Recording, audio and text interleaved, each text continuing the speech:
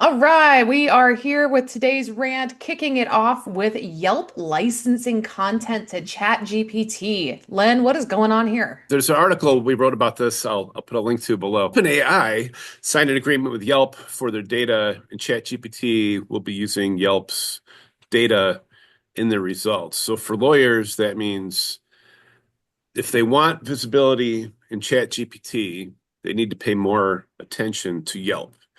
Now, you got to draw the line somewhere. Right now, a lot of people are not using ChatGPT to find lawyers. They are asking legal questions. Lawyers do have less traffic to their site, but they're still turning to Google to hire a lawyer. I think ChatGPT wants to change that. That's probably their intention of pulling in Yelp's data. Yelp's got, I forget the number, over 3 million reviews from people. They've got pictures. I think this will be really helpful for restaurants and hotels and businesses like that. But it's sure to influence ChatGPT a little bit. Yeah, in terms of who they're recommending. So when you say that we need to be paying more attention to Yelp, does that mean that lawyers need to be going and getting more reviews from Yelp, or should they still be sending people to go get Google reviews, or how do they draw that line? Um, Yelp reviews are very helpful. Right now, a lot of people don't realize this, but if you Google the Smith Law Firm reviews, usually the first thing that pops up is a Yelp page. That's not super important for all attorneys, but it can be. So if you are focused on getting as many leads as possible and you're getting hundreds of leads every month, some people are Googling that. And the first thing they're probably seeing is the Yelp website. So it's already important. But Right. yeah, Yelp reviews are hard to get. A lot of people think you have to pay to make your reviews show up. That's false. That's been proven. It's just not a thing. A lot of reviews are hidden.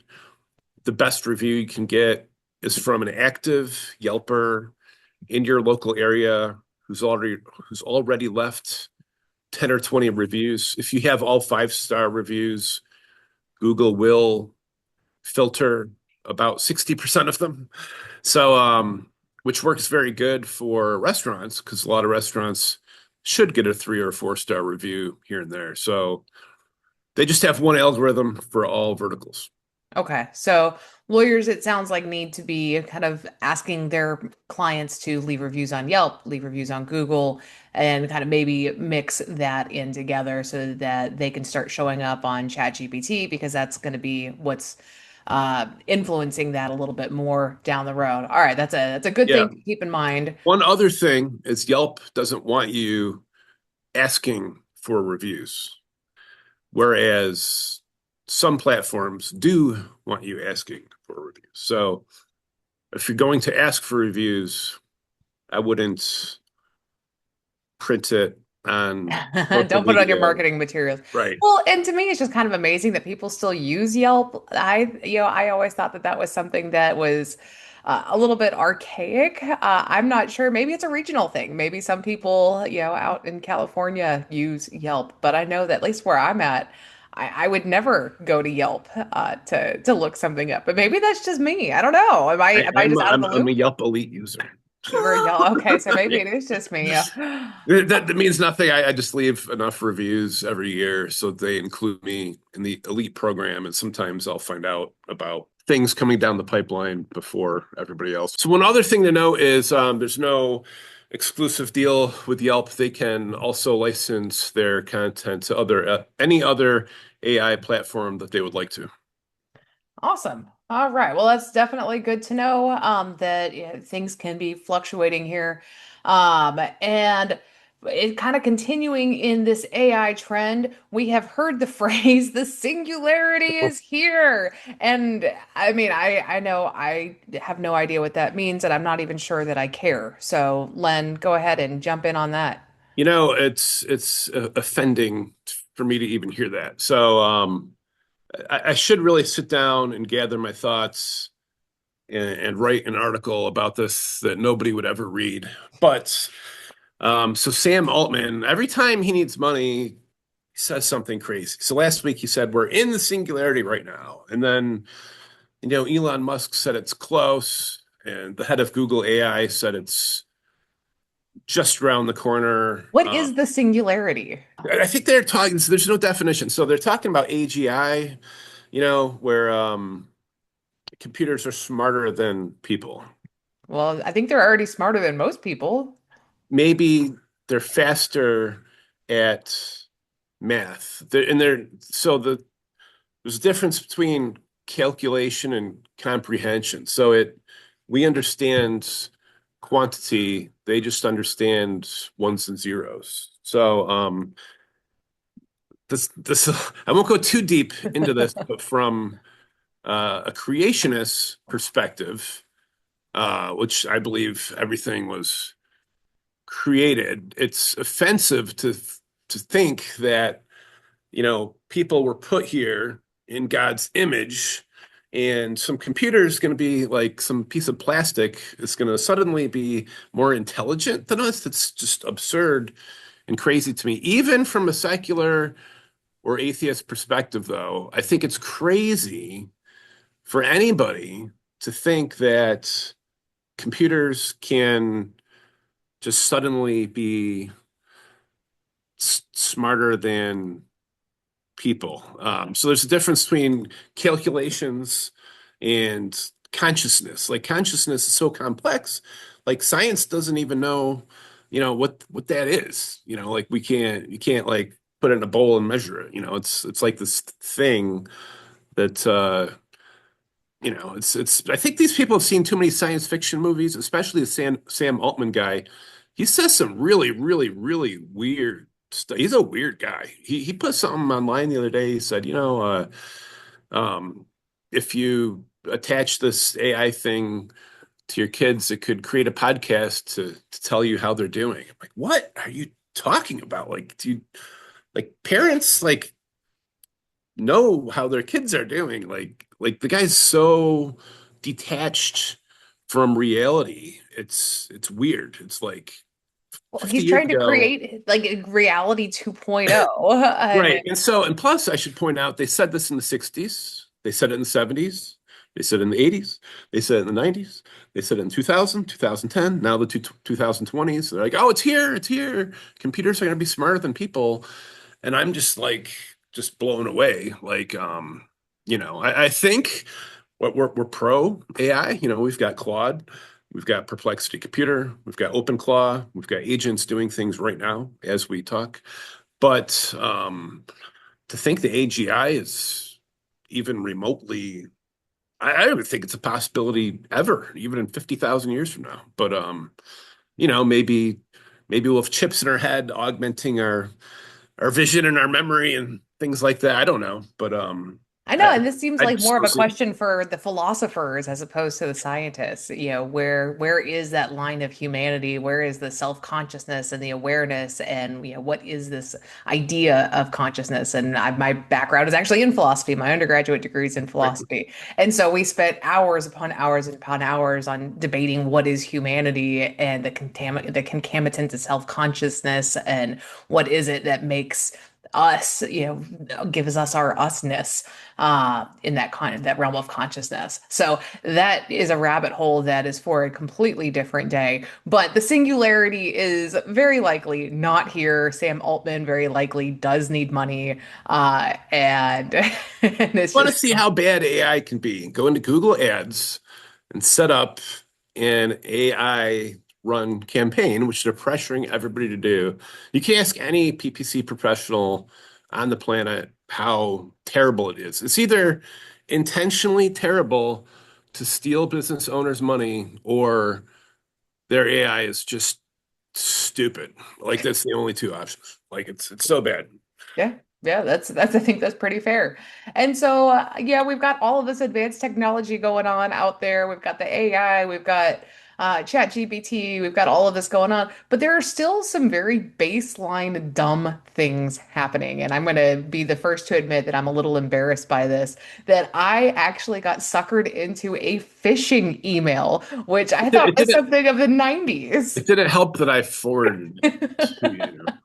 You did, and I will absolutely throw you under the bus on that one, where Len got this email from somebody who was saying that they were a prospective client, and it wasn't even a law firm. It was just another business, but they said all the right things, saying we need somebody to help us with our SEO and our content marketing. They gave me a very, gave us a nice looking RFP, request for a proposal, and instructions on how to fill it out. They don't need a presentation right now, but they want us to think through these things and then click on this link in order to get started. Well, I clicked on the link. Len had forwarded it to me, so I thought that it had gotten, at least a pass over.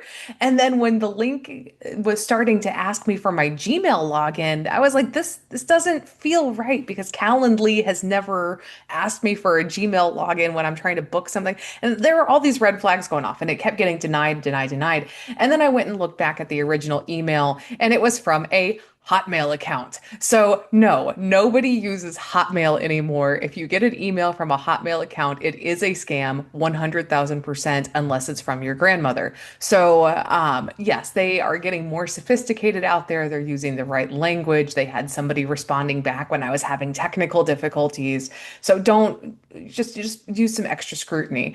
The other phishing email that I got that was kind of flattering for my ego, but I'm 1,000% sure it is a phishing email, was Red Bull reached out to me and said, Oh, I we got would that be too. interested in having you promote Or Red maybe I Bull on remember your you telling me podcast. about it. Yeah, Yeah. and I was so Yeah. excited and so flattered, except for I drink Celsius. So if Celsius wants to reach out to me and offer me a deal, I'm open to some free Celsius here. But I'm pretty sure that nobody at Red Bull really wants me to have some product placement for them on the Personal Injury Marketing Minute podcast.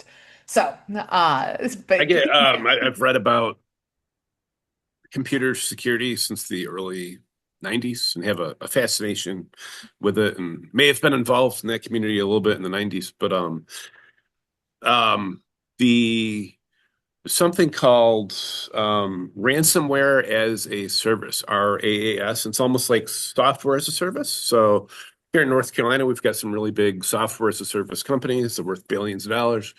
And over in Russia, there's a company that started a ransomware as a service company. And hackers, I don't want to call them hackers because they're not really that smart, but the attackers will use this ransomware as a service platform to come up with ideas to attack people. And it's happening a lot to law firms. I wrote a little article earlier this year where I think 2026 will be the year a lot of law firms get attacked, and people are posing as the lead attorney or an insurance agent, or they could be pretending that they were hurt in a car accident and they could say, hey, click here to look at the x-rays of my femur fracture. And we know law firms that this has happened to, and they just need somebody in that organization to click the wrong link, and boom, they start infiltrating your computer network. So I don't know the exact solution to that. There are companies you can hire proactively to lock things down. And we know so many lawyers, they're just using Dropbox and Gmail accounts, like nothing is secured. But I So think one way, if you are interested in safeguarding yourself against that, is to have a platform that is a unified process, across the board, where people upload their own images into that. You never put yourself into a position where you have to click on a link. And as some people might not know, if you hover over a link with your mouse, you can see where that link is going to go. So if they say it's a Microsoft link, this is a big one that I've gotten a million times, and they want you to, go secure your Microsoft account. You just hover your mouse over the link and it shows you whether it's taking you to Microsoft.com or if it's taking you to XYZ portal, I'm going to steal your information dot biz. So yeah. if it looks fishy as you hover over whatever you're about to click, then don't click it. Yeah, there's something out there called managed security services. Some larger firms have managed service providers and they maintain all the laptops and things like that. And there's another, I don't know anything about it, but there's something out there called a managed security service provider. And they will because you've got employees, they're checking their email on their Android, they've got iPhones, they've got watches attached to the network, like so they'll come in and lock it all down, make sure it's backed up, Yeah. Yeah. stuff. Yeah. So if you really want to get technical, and make sure that everything is secured, hire an outside agency to do Yeah. it. But But still doesn't stop you, from somebody answering the phone and yeah. saying, "Hey, go to this link and click it," And yeah, it just takes one click. And the Evite ones have been going around a lot lately. I know I received an Evite from somebody that I haven't spoken to in like 10, 15 years, and it was to go to her Tupperware party or whatever BS it was. And I almost clicked on it. But then I was like, why in the world would Kelly Monroe Porco be inviting me to a Tupperware party? She was somebody that I worked with 15 years ago, and I don't think she liked me very much. So, that that was a big red flag in and of itself. So Kelly, I hope your email got secured again, but do be watching out for the Evites, because that's a big scam that's going on right now as well. All right, and so the last thing that we've got on our list today is deceptive marketing reporting. This is Yeah. something that we actually just did a podcast on, talking about how people lie with statistics when it comes to marketing reporting and what metrics you should actually be looking at. Len, I know that you have some thoughts on that as well. If anybody wants to know my thoughts, go check out the podcast. But Len, what do you think? The thing we always run into is people will say, law firms will say, "Oh, we've got an SEO agency. Why would we need another one? We get X amount of traffic." And you go to look at the traffic, and it's all for the people looking up the lawyer. So like they've got this long reputation, they've got billboards and TV, and everybody's heard of, Get the Hammer and Hurt Colbert and Get the Tiger and things like this. And they're Googling that term. They're not finding them for unbranded search queries like personal injury attorney in Chicago. Like they're just not, people aren't getting there. So a lot of times, sometimes the marketing agency's not even aware of where the traffic's coming from, and the lawyers don't know. And you'll go to look at their web presence, and they're not in the local pack, and they're stuck on page 3, and like, yeah, but we've got all this traffic. Or they'll say, "Hey, we're getting 200 calls a month through our Google Business profile," which they are, but it's because people know who the brand is. It's not like a random person was attacked by a dog and turned to Google and then called them. So, um, yeah, and a lot of agencies do misreport this intentionally to keep people around, and they'll say, "Hey, you're getting 200 calls a month because of SEO," so it's deceptive.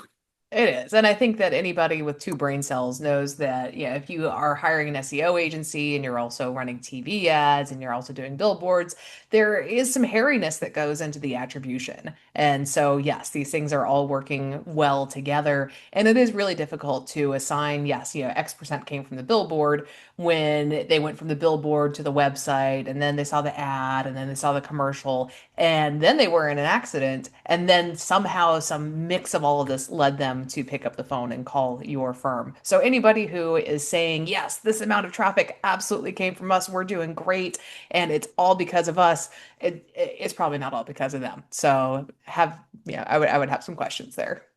It's a rant for another day, but that's one of my big problems with attribution. You can set up all this attribution, and you just really don't know. Even when this is back in like 2007, I had this, I used to do a lot of PPC for my IT business 20 years ago. And I had a huge PPC campaign because back then you could get clicks for 5 cents. And people would bookmark the site, and they might come back to it 6 months, 12 months later, and then call. There's no, to me, it looks like they found the website organically. That's not what was happening. So this has been a problem forever, and it will always be a problem. And there's just no great solution because you don't know where the eyeballs hit first and at what point it made that transition for them mentally saying, this is the attorney for me, or where they were in life when they saw these things. They could see your billboard 100 times before they're even in an Oh accident. yeah.